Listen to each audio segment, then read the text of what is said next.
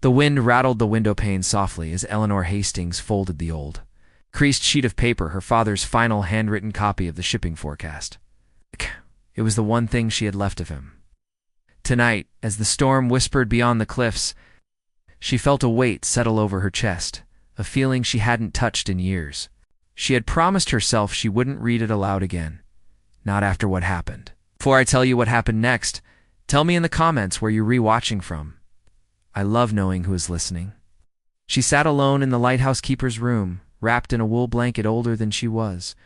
The air smelled of salt, brass, and warm dust. For a moment, she simply breathed. The loneliness was familiar, but tonight it felt sharper, as if the sea itself was waiting for her to speak. She ran her thumb over the faded ink.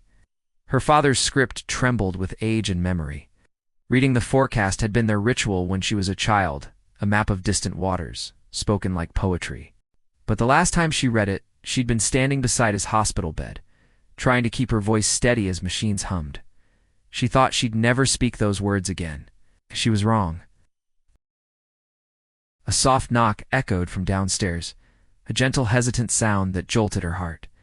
She wasn't expecting anyone. The lighthouse hadn't had visitors in months. The keeper cabin, perched on a lonely cliff above the North Sea, was the kind of place only storms remembered. She stood, her blanket slipping to the floor. Every step toward the door felt heavier than the last. She wondered, was this the moment everything would shift? Was the world outside calling her back to the living? When she opened the door, a rush of cold air swept around her ankles, carrying mist and the faint roar of waves. A young sailor stood there, soaked to the bone, clutching a radio with trembling hands. His eyes, wide, desperate, found hers instantly. "Ma'am," he said, breathless, "our vessel, we lost the broadcast. The wind swallowed it. We heard your light was still manned." His voice cracked. "I need the shipping forecast. People are scared." Eleanor felt her pulse stutter. She hadn't expected this. Strange at her doorstep, calling her back into a life she'd abandoned. She stepped aside, silently inviting him in.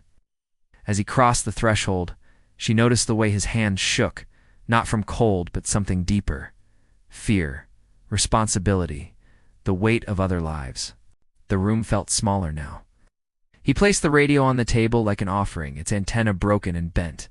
The storm outside growled, rattling the shutters. "I know it's just words," he whispered, staring at the radio, "but they calm people. They make you feel like someone out there is watching the water with you."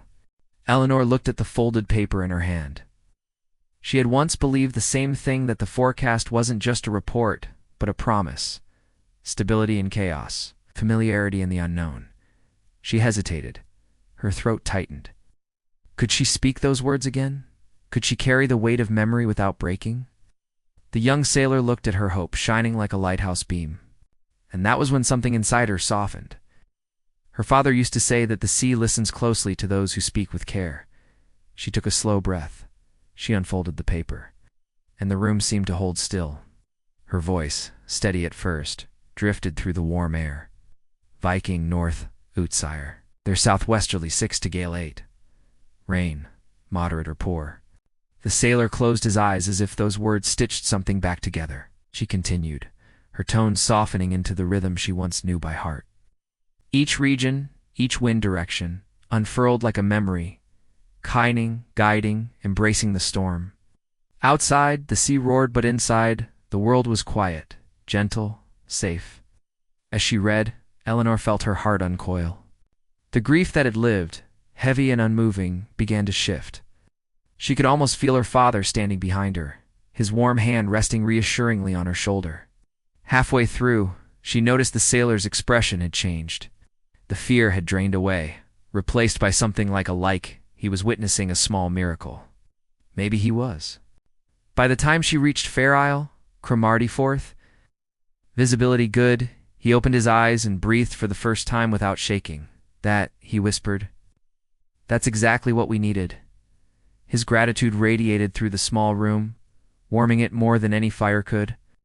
But Eleanor felt something else, rising moral tension, subtle but sharp. Ow. She wondered if she had waited too long to share this voice. Had she let her fear silence something that could have helped others sooner? The thought ached. but it also clarified one truth.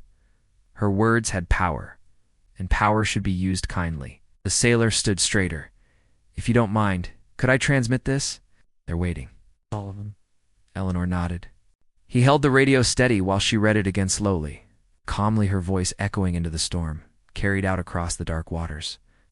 When she finished the final line, a silence settled like gentle snow. Then the sailor's radio crackled with faint applause, crew members clapping in relief. Murmurs of gratitude drifted through the static. Eleanor felt tears prick her eyes, not of sadness, but of release. The sailor turned to her, shoulders relaxed, his voice soft as the lighthouse glow. "You saved them tonight?" She smiled for the first time in months. "No," she said quietly. "My father did." He didn't argue. Some truths didn't need correcting.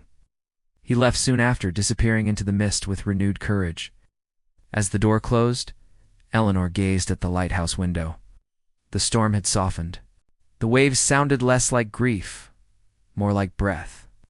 For the first time since her father's passing, she felt at peace. Because kindness doesn't vanish, it waits, and it finds its way back. And as the lighthouse beams swept the dark horizon, Eleanor whispered the opening line of the forecast again softly, this time just for him. If you enjoyed this story, share where you're listening from, and subscribe to Whispered Words for more soothing tales and gentle nights. Sleep well.